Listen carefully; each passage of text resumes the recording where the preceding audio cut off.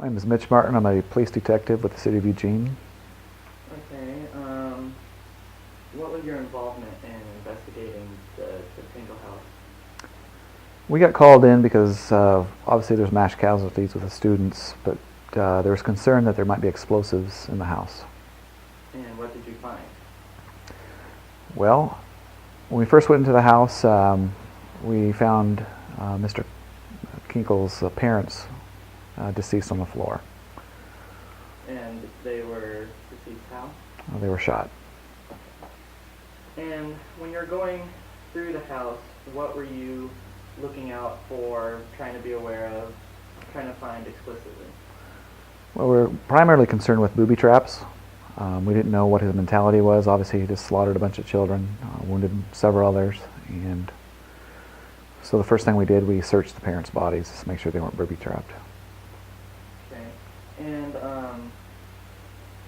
in the event that you did find booby traps, what would you have done to ensure the safety of people around you? Well, I'm also a member of the bomb squad, so we had 4 bomb technicians there. So we would render the bombs safe and then transport them out there and detonate them away from the area. Okay.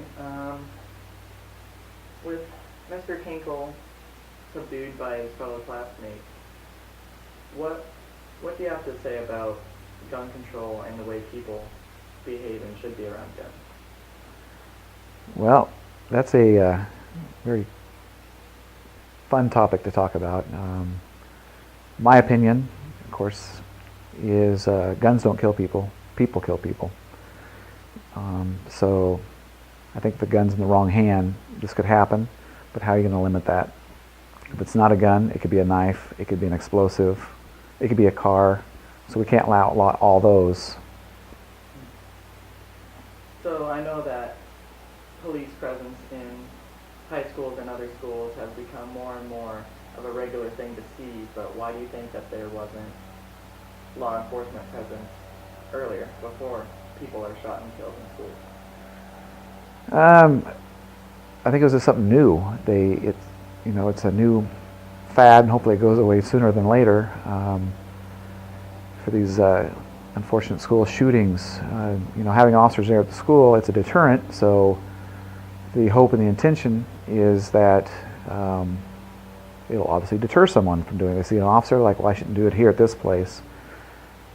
I think also budgets, for monetary reasons back in those times, they'd rather have officers on the street. They didn't think something like this was going to happen in school. And once it did, it was too late. Do you think there were warning signs that Kim Kinkle could have shown or was showing that could have been detected and reported to prevent this shooting? Most definitely. I think as parents, you really got to watch your children, see what they're doing.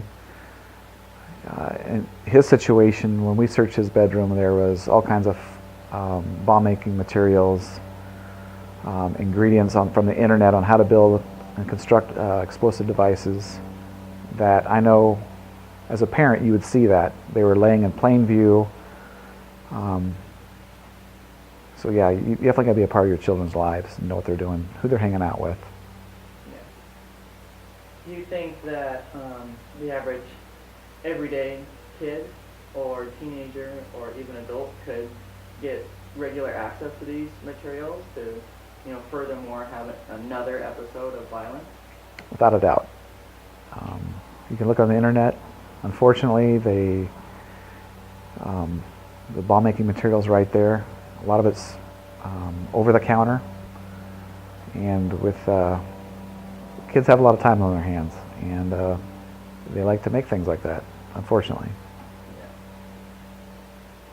When investigating Kip Kinkle's house, were you worried that there was going to be some sort of dangerous outcome from investigating his house? Like there could have been other ties to other people or persons or groups, something else to affiliate why he got that idea?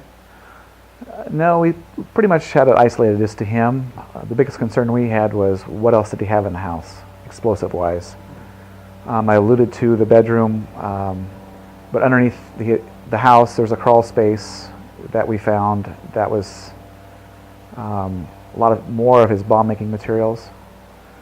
And we didn't know what he constructed, how it was set to go off. There's an egg timer that appeared to be maybe timing down, meaning there could be an explosion. So we had kind of act fast during that time frame.